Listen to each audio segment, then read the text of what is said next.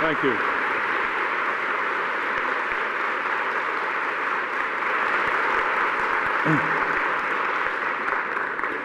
Thank you very much, Alex. It's Global Exchange and Co-op America who have built this great annual event.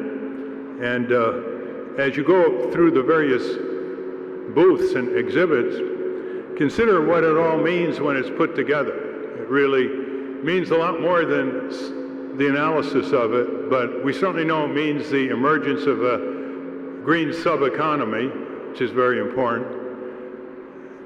Certainly means more education about the quality of economic systems, not just how big the GDP is, how do the fruits of economic output benefit people who are now excluded, the distribution issue, not just the aggregate economic growth, but how is it distributed? And I think that we can see in many ways enough models of superior performance that meet environmental, sustainability, health, safety, access to justice, entrepreneurialism in its best sense.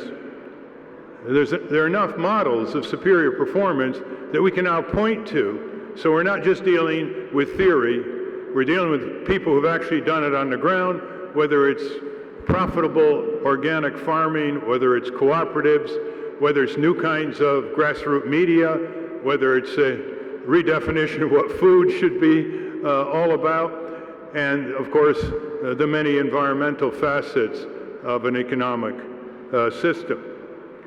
This afternoon I would really want to push the envelope, and I hope you'll carry it forward. We do need a more fundamental strategy here on giant corporate power. That is the central political issue of our time. It's corporate power and the takeover of our government and the spread of commercial values into every nook and cranny of our culture, including the commercialization of childhood, the commercialization of universities, the commercialization of almost everything these large companies touch. First, we have to make a distinction between giant multinational corporations who have subverted even capitalist principles by refusing to give their owners, which include labor pension fund stockholders, any kind of authority or role under a principle of capitalism. If you own something, you're supposed to have some control over it, not with corporate capitalism. They also subvert a principle of capitalism, which if you can't make it in the market, you go down. Instead, they go to Washington for a bailout, handout, giveaway, loan guarantee, like nuclear power is at the present time. And so don't ever let them get away with this association with capitalists. The only capitalists in this country are small business. They're the only ones who are free to go bankrupt and aren't able to go to Washington for a bailout.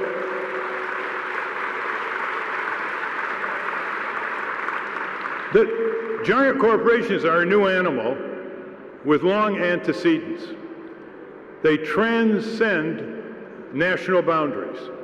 They can circumvent the laws, the regulations, the processes of nations, states, and localities. Think of them as giants astride the globe, able to avoid the rule of law, able to avoid accountability, able to avoid the monitoring of elected officials, able to avoid the courts, as they pit one country against another with a propulsion downward on standards of living in more developed countries toward the poverty of the undeveloped countries. We have to keep up with the dynamic lethality and greed and destructiveness of giant corporations that are out of control. They are very dynamic. If you just look at all the financing instruments they're developing, whether it's home mortgages or whether it's mergers and acquisitions, You don't know anymore who owns what. They have so many tiers of companies. The other day, there was a report that says tort lawyers are having trouble suing nursing home chains for severe mistreatment of elderly people and neglect. And the reason why is because these nursing home chains are owned by tiers of corporations, some of them offshore, and the most immediate tier have very few assets. So they can't be responsible for paying the verdicts. And so the tort lawyers say, well, we just can't handle it. And so more and more people can be mistreated or neglected in these nursing homes with impunity. So let me start with a sequence here and see how it courts your favor in terms of engagement. Let's start with a plus here. In the year 2000, Business Week magazine, which is the corporate magazine, biggest circulation, had a headline that said, "Too much corporate power" on the cover. And inside, it had 6 detailed pages saying yes, yes, yes. It then polled the public and registered 72% of the American people thought corporations had too much control over their lives. It then had an editorial with a ringing phrase that said, quote, "Corporations should get out of politics," end quote. I would assume the assumption is they are not human beings. Only human beings should have constitutional rights, not corporations.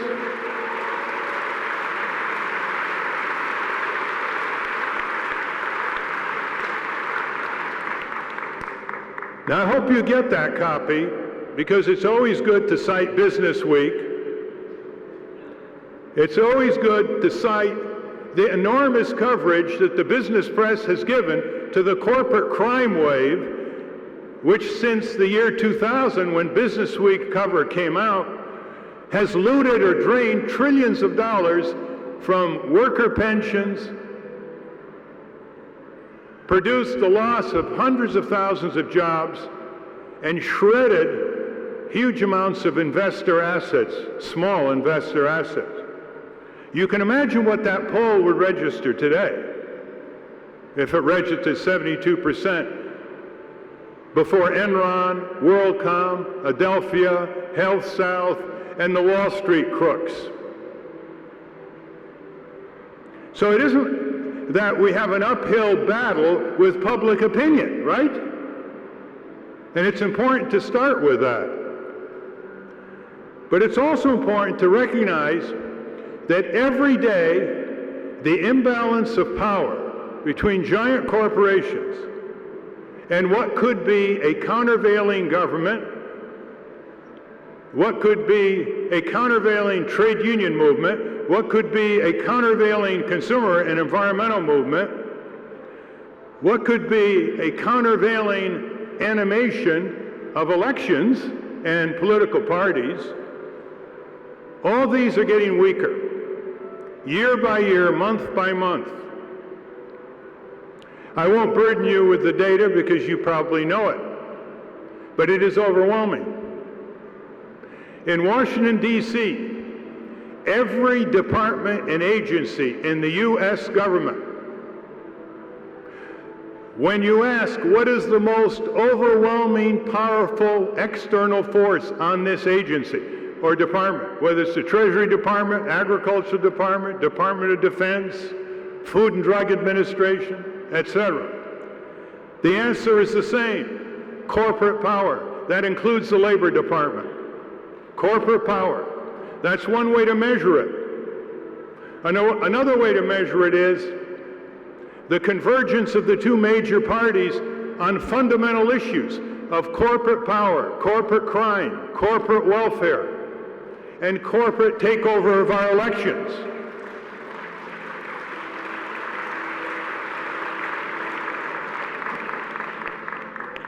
There are 35,000 full-time corporate lobbyists in this city, and they don't spend their time looking at the Washington Monument.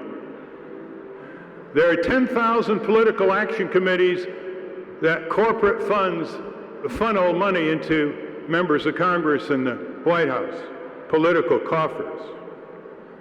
The drug company alone, the drug industry alone, has 500 full-time lobbyists on Capitol Hill. That's how they got the hundreds of billions of dollars of what's called the drug benefit bill. Only it benefited the drug companies more than the patients or the taxpayers who are footing the bill. Franklin Delano Roosevelt, who had a nuanced use of language, unlike the present occupant in the White House, transferred a request in 1938 to the Congress urging the establishment of an organization that would analyze and investigate corporate power. And the Congress obliged. That's the Temporary National Economic Commission, TNEC. In his message, he said the following: when government is controlled by private economic power, that is fascism. When government is controlled by private economic power, that is fascism. He may be the most prominent person who made that description, but he clearly wasn't the only one.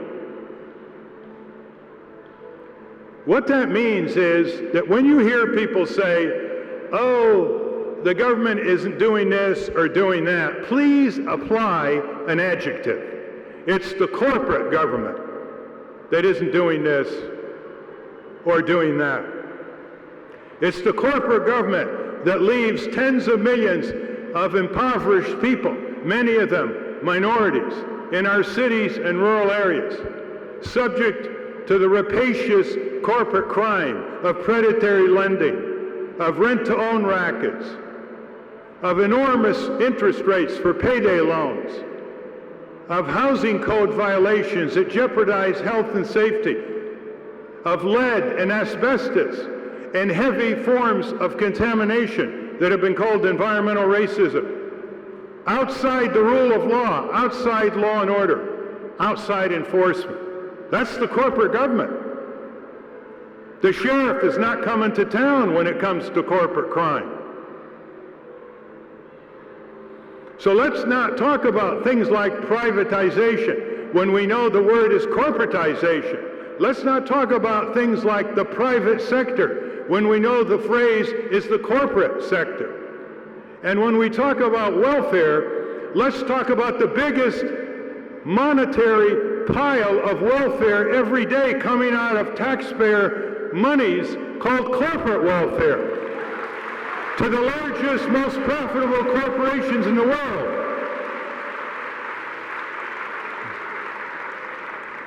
General Electric is on corporate welfare.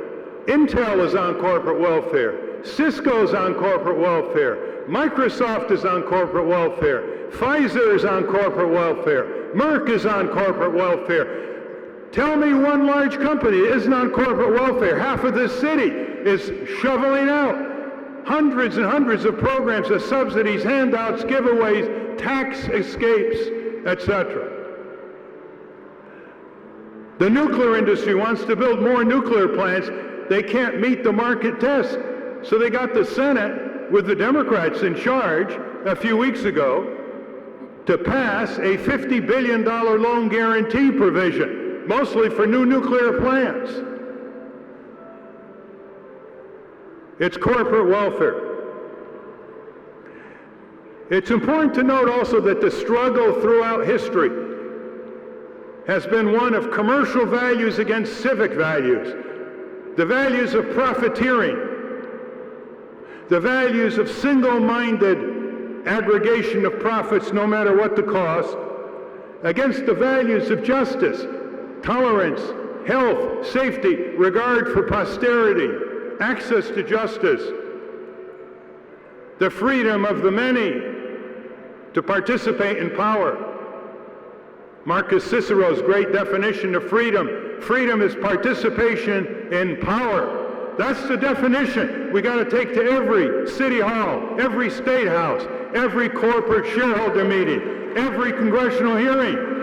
If there isn't a shift of power to the people from the corporations, none of all these great things that we know can be done for our country and our world, many of them exhibited here this weekend, can be significantly and quantitatively successful. They will just be models. Every politician running for office at whatever level should be asked the cardinal question: what are you recommending and what have you done to shift power from the few who now decide for the many to the many who will decide for the few?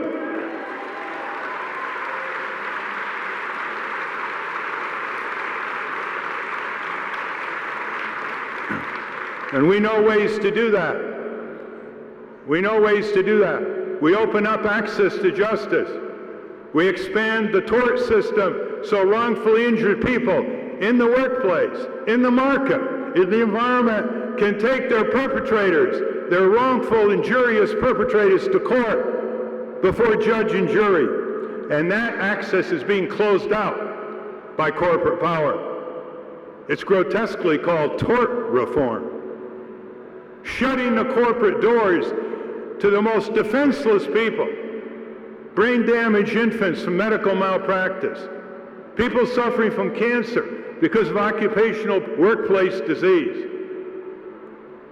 It's not a small matter. 58,000 Americans die every year from work-related diseases and trauma. 100,000 die every year from medical malpractice in hospitals alone, sometimes euphemistically called medical errors. 65,000 Americans die every year from air pollution. These are OSHA figures, EPA figures, Harvard School Public Health figures. You ever see anybody make a big issue out of any of these? What are they waiting for? Some terrorist gang in Afghanistan saying they're going to increase occupational disease in the United States or medical malpractice? Maybe that'll wake them up, huh? What are these styles of violence where the greatest sources of preventable violence in our country are rampantly and grotesquely ignored while we spend hundreds of billions of dollars overseas? So much of it producing more violence and more waste and more corruption. Anybody who controls the yardsticks by which a society is measured will control the agenda. We have to develop new yardsticks. When Alan Greenspan was chairman of the Federal Reserve, he'd go up to Congress and give his State of the Economy testimony. And it usually would be something like, Mr. Chairman and members of the Joint Economic Committee, the state of the economy is in general quite good. And then he talks about profits, gross national product, inventory levels, capital accumulation. What if there were other yardsticks he had to measure up on Capitol Hill? What if he had to say, as he should have said if he's reflecting reality, Mr. Chairman, the state of our economy is not good for 80% of the American people. 80 million people live in poverty, contrary to the absurd definition of poverty by the Labor Department, which defines poverty as a family of four making under $19,000 a year. By other definitions, 80 million easily come under the definition of poverty. 13 million children go to bed hungry every night in the land of the free, home of the brave. 50 million people make under $10.50 an hour, $6, $7, $8, $9 Walmart wages. 45 to 48 million people do not have any health insurance. 18,000 people in this country die because they can't afford health care. When they talk about waits in England for health care, Tell them about waits that are so long that 18,000 people, 6 9/11s, die in this country because they can't afford health care.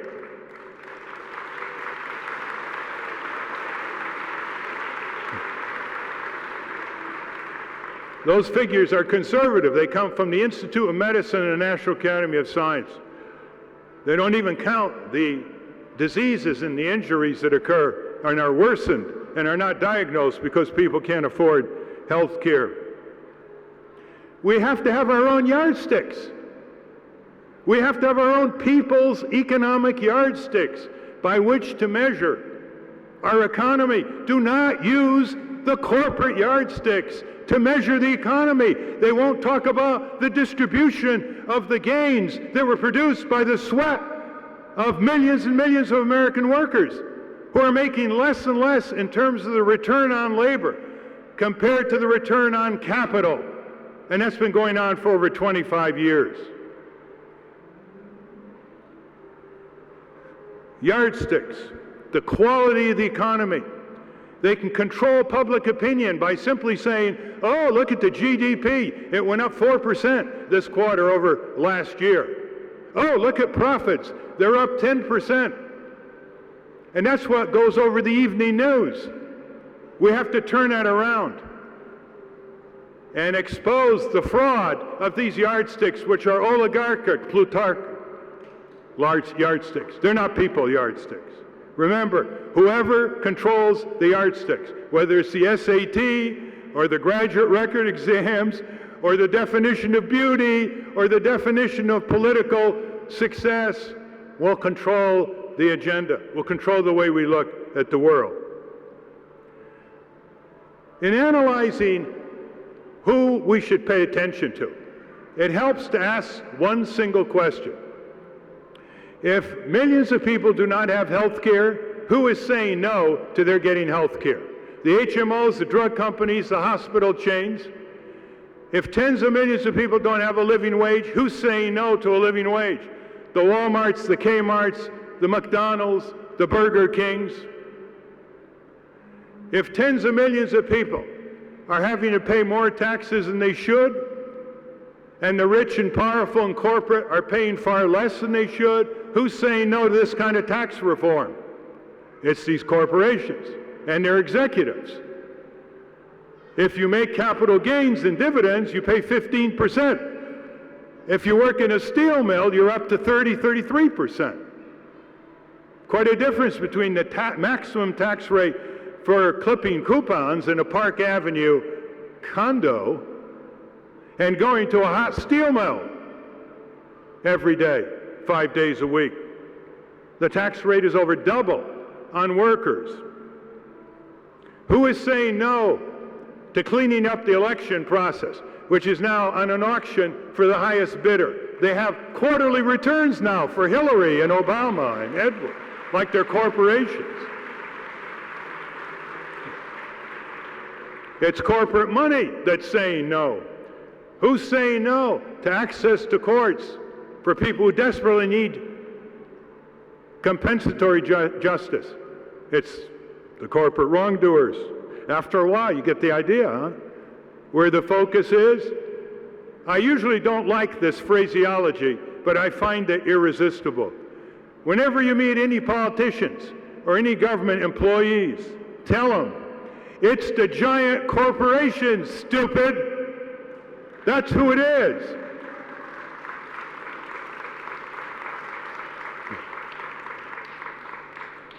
Now, what are the final yardsticks that show that this economic system, dominated by fewer and fewer large corporations who have no allegiance to our country other to control it and the communities within it, or abandon it as they see fit? The basic infirmity is the following. It doesn't matter how much the economy grows as long as the distribution of the benefits of that economy cycle back to the top 5 and 1% of the richest people in the country and their corporations.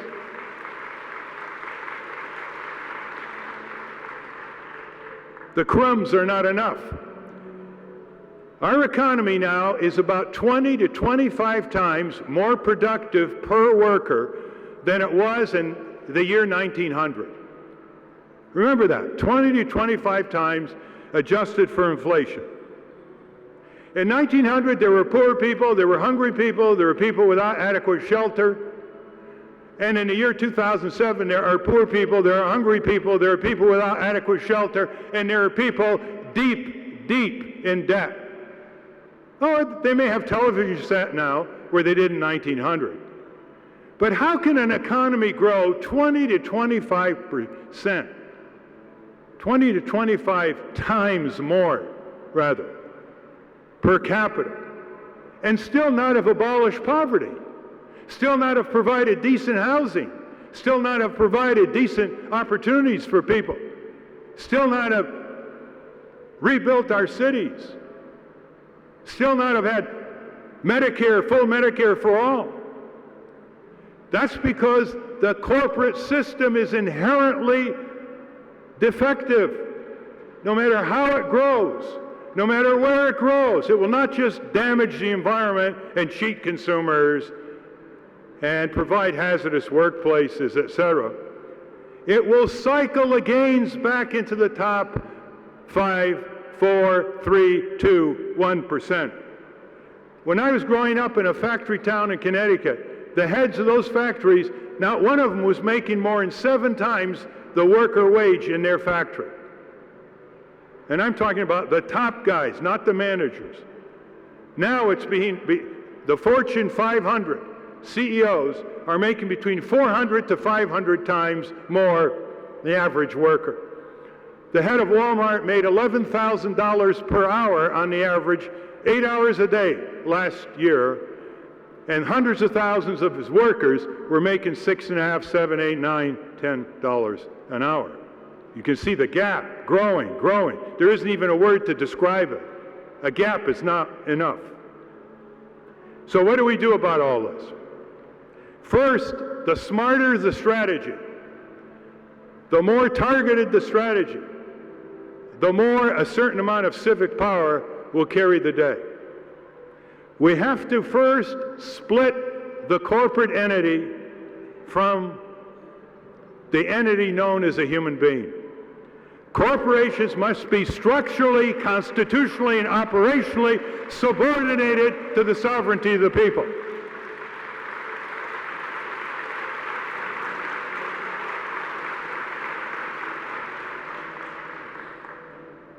They should be prohibited from contributing to elections, from testifying as corporations, from participating in politics.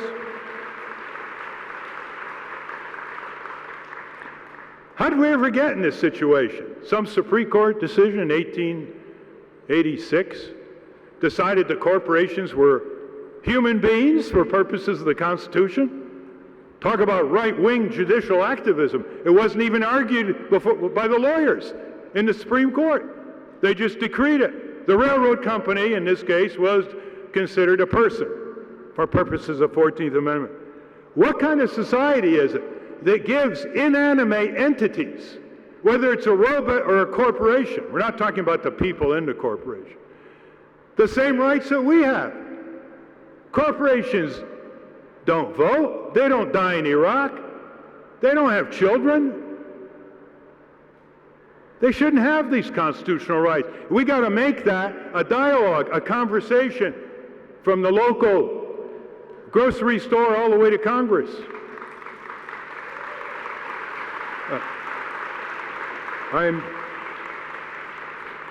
I'm pleased to say that all over the country people are raising that, in no small part to the work of a group called POCLAG and Richard Grossman and others, who raised this about 15 years ago. Corporations should not be persons. Personhood should be taken from these corporate entities. When we do that, we set up the next change, which is federal chartering for large corporations. No more Delaware chartering or Reno, Nevada chartering.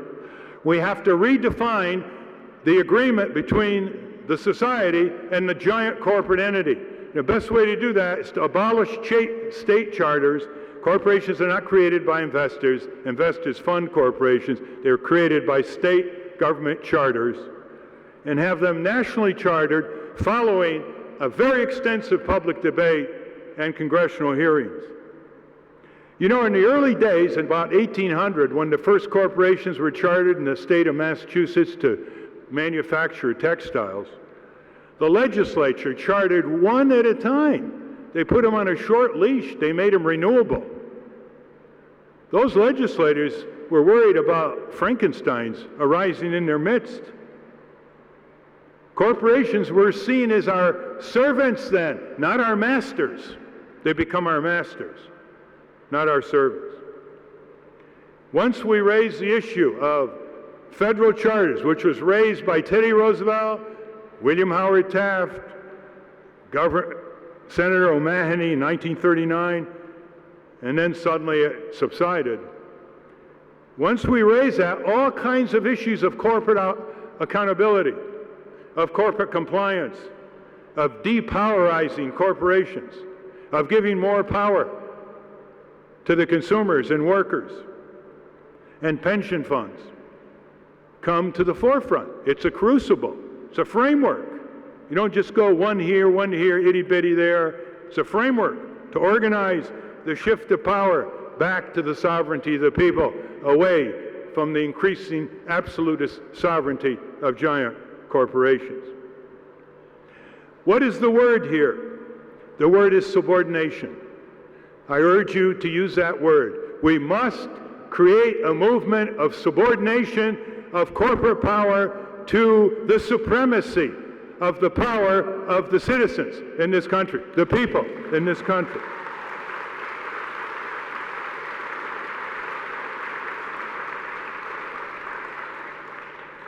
And the second approach is displacement of corporate products, services, and that's what this convention is about. It's displacement. It's saying, what are these Monsantos doing to our food? We're going to displace genetically modified food with the preservation of the small farm, with the preservation of more decentralized, close-to-market food producing, without using chemical agriculture and genetic modification. Displacement means full Medicare for all, which displaces, just the way Medicare for the elderly did in the 60s, it displaces the health insurance industry. Just as solar energy, decentralized, distributed through co-ops and other non-giant corporate delivery systems, displaces more and more of the coal, of the gas, of the oil, of the fossil fuel giants, Exxon and Peabody Coal. That's displacement.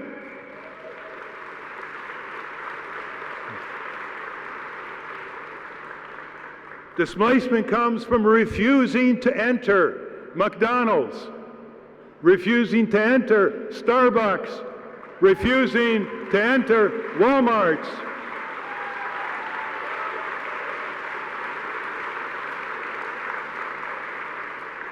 How clever Walmart is. It charges you as taxpayers and then tells you they're giving you a break in the store. Like going on Medicaid because they won't give their workers health insurance. Like getting all kinds of community tax breaks, displacing small business, which small business doesn't get because Walmart is the big guy on the block. There are a lot of ways to expand displacement. Go by every booth and see, is that displacement? Is this displacement? I've just given you a few examples. Another displacement is to displace NAFTA and the World Trade Organization.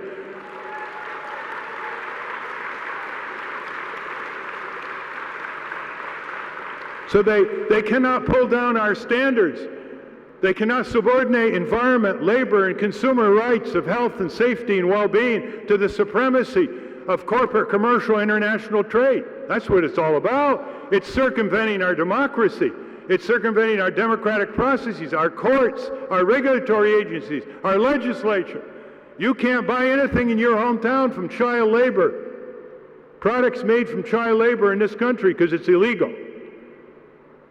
But our country, because we've signed on to the World Trade Organization, can't pass a law prohibiting importation of products made by brutalized child labor abroad, because that would violate the WTO, and a country that would take us to Geneva would beat us in those secret courts under the WTO.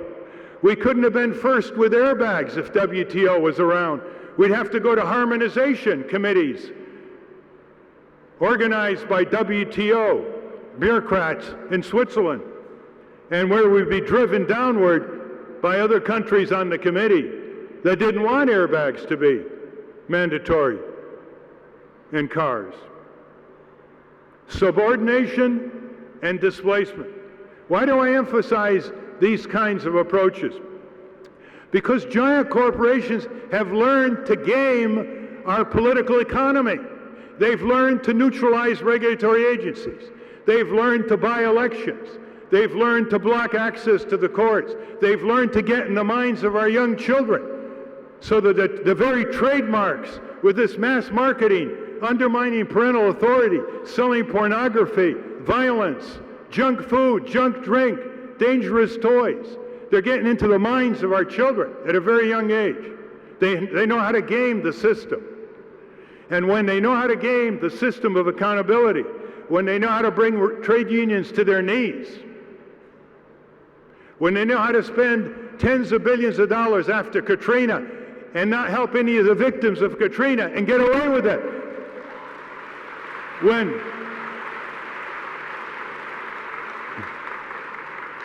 they're able to deny people insurance, even though the insurance industry has incredible tax advantages and are making huge profits, when they can increasingly perform military functions abroad, as Blackwater has, Halliburton has.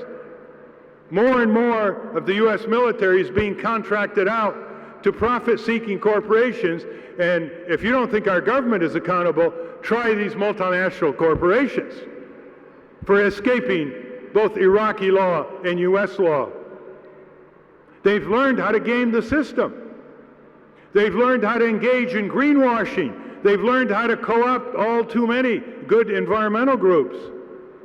They've learned, and that means we got to confront them with a new strategy, a new analysis, a new kind of access, reflected by what's here, in part.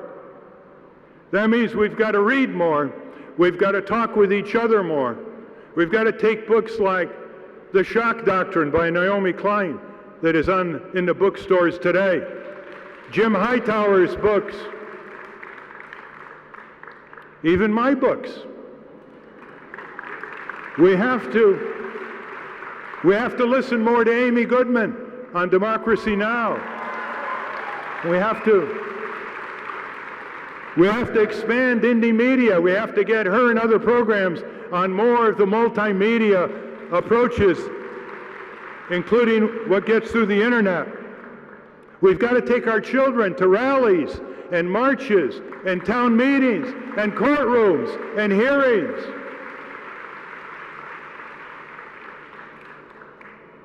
And then we get ready for the real movement here. And here's how we should look at it. First, we take away their symbols. That flag is ours. That Pledge of Allegiance is ours.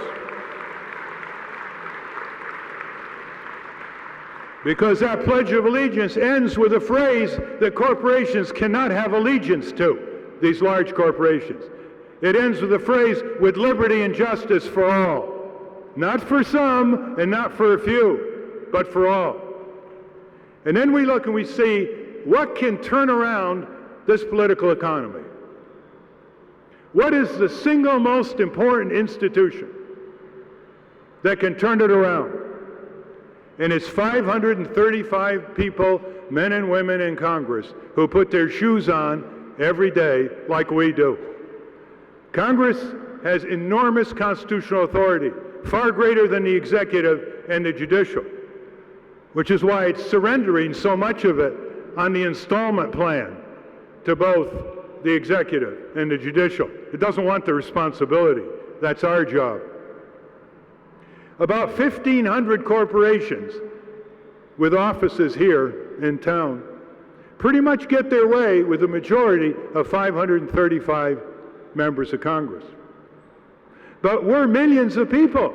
The corporations have a lot of money. They don't have a single vote. We're 600,000 people in each congressional district on the average. Once we put the energy in organizing Congress watchdog organizations in every congressional district, at least the level of energy that is exhibited by a serious bird-watching club or bowling league, you will see a dramatic difference in the response patterns of your senators and representatives.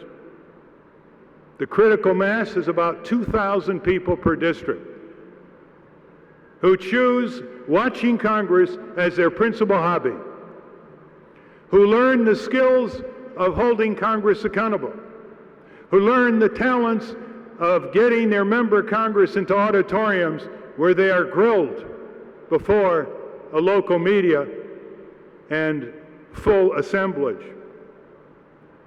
2,000 people per congressional district, focusing on, let's say, a half a dozen transitional agendas, big time. Health care being one, subordination of corporations being two, etc., for starters. If we don't get down to that level of monitoring, we're not getting down to the level of corporate power. But remember, we have more votes than corporations. Corporations are very vulnerable when they are challenged in ways they are not accustomed. And this is one way. Always when you see people who are discouraged, demoralized, you know, the kind of people who, if you had them in a stadium and you said, what's the difference between apathy and ignorance, they'd say, we don't care and we don't know. Even though they're getting ripped off, disrespected, excluded, harmed. You keep saying to them, there's only one person in the House and two in the Senate representing where you live and work.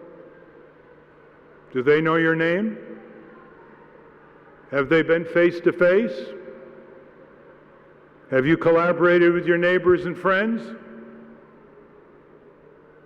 The greatest obstacle to the rise of a functioning, persistent, sustainable democracy is the belief by millions of people that they don't have enough power and that they're powerless, and they don't count and they don't matter. And that's the way we grow up. That's the way we grow up as children. As my father said to me when I was 10 years old and I came home from school, he said to me, Ralph, what did you learn in school today? Did you learn how to believe or did you learn how to think? I thought about that one for a long time. That's why we have to pay attention to the introduction of civic skills in our elementary and high school. Not civics, civic skills, connecting the classroom to the community. No one can stop us from doing that. We are parents, citizens, taxpayers, local schools. Get it done. The materials have been written by people in this audience. The subject matter is at hand. The children love it when they're given that kind of opportunity. Finally, let's total up our assets. I've described the assets of power of corporations. A lot of the assets of power of corporations belong to us. The timber companies, oil and gas companies, uranium companies, gold companies, they are getting our minerals either free or for bargain basement prices on the public lands. The public lands belong to us. We own them. But we've allowed these corporate entities to control what we own, to profit what we own, to exploit what we own, to pollute from what we own. A few years ago, $9 billion with a B of gold was discovered on our land in Nevada by a Canadian gold company. They got ownership of $9 billion of gold for $30,000 paid to the Department of Interior under the 1872 Mining Act that's still on the books. Imagine, 30,000 bucks, $5 an acre, and they had all the gold. And when they finish exploiting it and selling it, they leave the cyanide-laced waste for the taxpayers to pick up and pay for, to clean up. The public airways belong to us. We own the public airways. That's a tremendous asset. But we've given it away to the radio and TV industry. The FCC gives it away 24 hours a day, free. They don't pay us anything. We're the landlords. The radio and TV stations are the tenants. And they get away since 1927 without paying free. What if we charged them rent, and that would be a lot of money, and we used a portion of it to get back a certain amount of time every day, prime time TV, drive time radio, where we built our own TV and radio stations and production studios, reporters and producers, with the rent, part of the rent that we get from the commercial industry. Is that too radical? Ask a conservative next time whether that conservative believes that if we own something, we shouldn't control it. The same is true for the research and development. Do you realize that almost every major industry that's burgeoning in this country is based on government, taxpayer, research and development? Three-quarters of the anti-cancer drugs developed by tax money out of the NIH. How about the aerospace industry? That's out of the DOD. How about the semiconductor industry? Government research and development. The government developed the internet. How about the containerization industry? That came out of U.S. Navy research. On and on, whether it's biotech, pharmaceuticals, semiconductor, computer, aerospace, you name it. It's our money, and it's given free to these companies. They don't even have the decency to have a taxpayer appreciation day on April 15th to say thank you, middle class and lower income class taxpayers.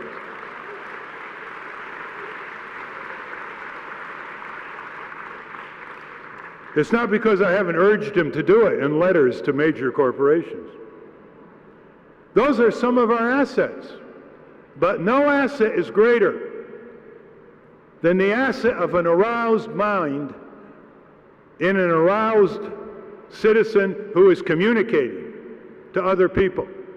Word of mouth. Word of mouth is the fastest, most reliable, most credible form of communication with friends, relatives, co-workers, people you meet in the supermarket line. Why, if people spend as much time as they do talking about American Idol in the supermarket line, talking about the absolute necessity to impeach George W. Bush and Dick Cheney and convict them in the Senate, we'd have it done.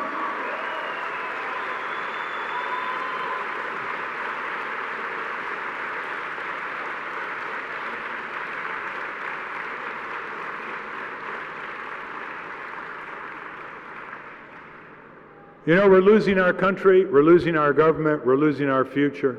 We have a runaway criminal regime supported by its party in the Congress.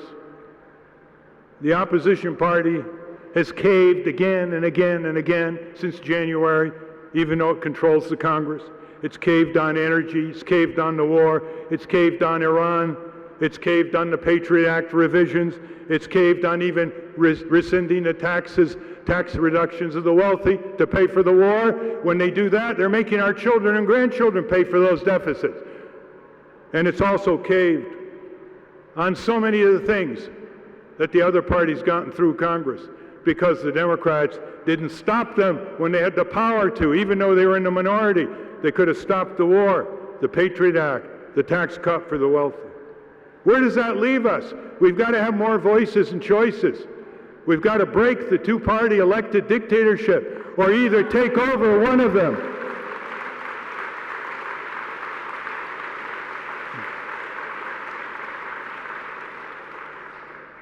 It's really quite serious.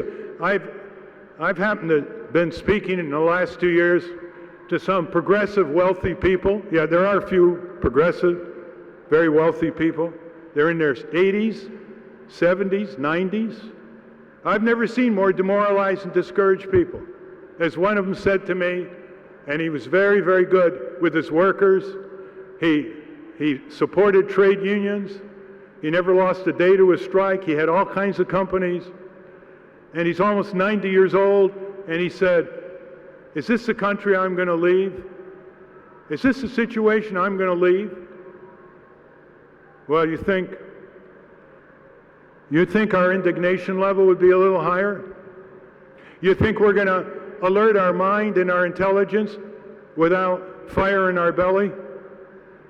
You think without emotional intelligence to break our routines, to change some of the time we spend every day and every week and every month collaborating and organizing grassroots organizations that mean business, that can raise enough money to have full-time staff? If we don't do that, no one's going to do it for us. If there's one cardinal lesson of history, is that the people only get what they demand, seek for, and fight for. As the great abolitionist Frederick Douglass said pre-Civil War, power concedes nothing without a demand. You couple that with Cicero's definition, freedom is participation in power, and tie it to an ancient Chinese proverb, which once you hear it, you'll never forget it. And here it is, quote, to know and not to act is not to know. To know and not to act is not to know. So for shortcuts, I'm going to leave you with two important websites. One that has just put up our June conference on corporate subordination and displacement in Washington, D.C. The whole series of seminars and plenary sessions are now on the website. It's called tamethecorporation.org. tamethecorporation.org. I think this is the most advanced corporate accountability conference held in our country. And I hope that you'll spend the hours necessary to absorb it and then move with its exhortation. The other is called corporatepolicy.org, corporatepolicy.org. And it features a book that's entirely devoted to corporate reform, fundamental corporate reforms, called The People's Business. Charlie Cray is one of the authors. Are you here, Charlie? He's over there. And there are a lot of wonderful books exposing corporate wrongdoing. Aren't many books on corporate reform. That's the one I would urge you to get a hold of. I'm getting the signal that we all have to leave, and I want to thank you for your patience. I want to thank you for your commitment for being here and going back home and spreading the word and spreading that human energy that you brought here and had accentuated here by your rubbing shoulders with each other and with all these wonderful exhibits. And if any of you want to chat further, I'll be out there behind that green parapet. Thank you very much. Adelante.